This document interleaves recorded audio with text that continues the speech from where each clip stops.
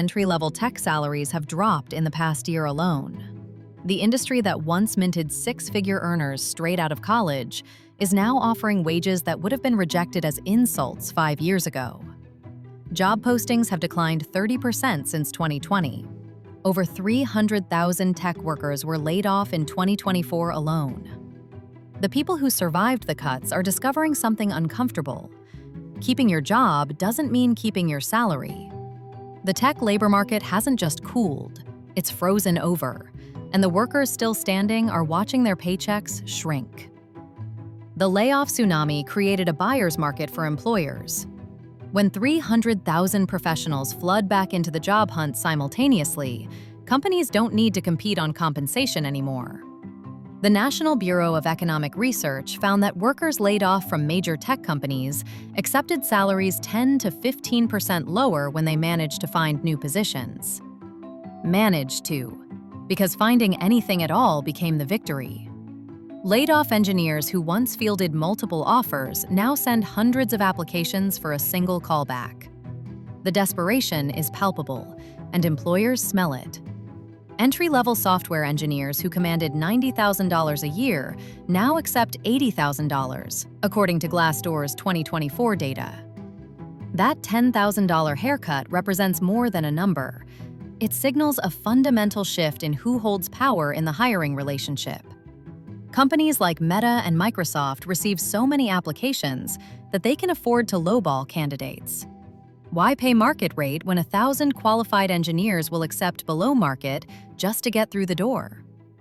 Outsourcing has been squeezing American tech workers for years, but the pressure intensified as companies realized they could slash costs without sacrificing quality. A software developer in the United States earns up to $120,000 annually. A developer with equivalent skills in India earns $15,000. That 8-to-1 wage ratio makes the decision easy for finance departments optimizing quarterly earnings. Software development, technical support, customer service, entire departments have migrated overseas, taking the jobs and the leverage that American workers once held. 40% of U.S. IT workers now compete directly with talent in countries where the cost of living permits compensation that would qualify as poverty wages in San Francisco. Companies don't need to formally outsource to benefit from this pressure. They just need to remind domestic workers that someone in Manila or Bangalore will do the same job for a fraction of the price. The threat alone suppresses wages. The execution eliminates jobs entirely. Artificial intelligence arrived as the final pressure point in a system already straining. The algorithms don't just threaten future employment, they're already transforming what companies need from human workers.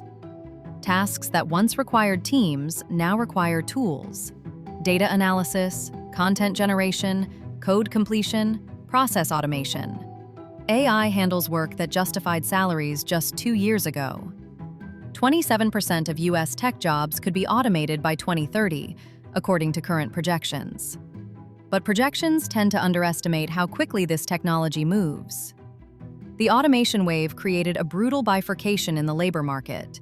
AI specialists and machine learning engineers command $140,000 or more, their skills scarce and desperately needed. Traditional software developers with generalist backgrounds watch their compensation slide toward $90,000, still respectable, but a far cry from what the same experience commanded during the boom years. The gap between specialized and general tech workers widens with every model release, every capability advancement, every company that discovers AI can replace a headcount. The talent pipeline keeps pumping workers into a market that can't absorb them. Tech sector jobs grew 22% between 2020 and 2023. But the number of people training for those careers grew faster. Coding boot camps proliferated, computer science enrollments surged. Everyone wanted in on the gold rush just as the gold started running out. Universities and training programs kept promising six-figure futures, while the market quietly repriced what those skills were worth. The oversupply manifests in every hiring process. Recruiters post a single position and receive 500 applications by morning. Companies that once recruited aggressively now wait for talent to come begging. Entry-level and mid-level positions offer stability without the compensation workers expected when they invested years in training. The higher your previous salary, the harder it's been to find something comparable.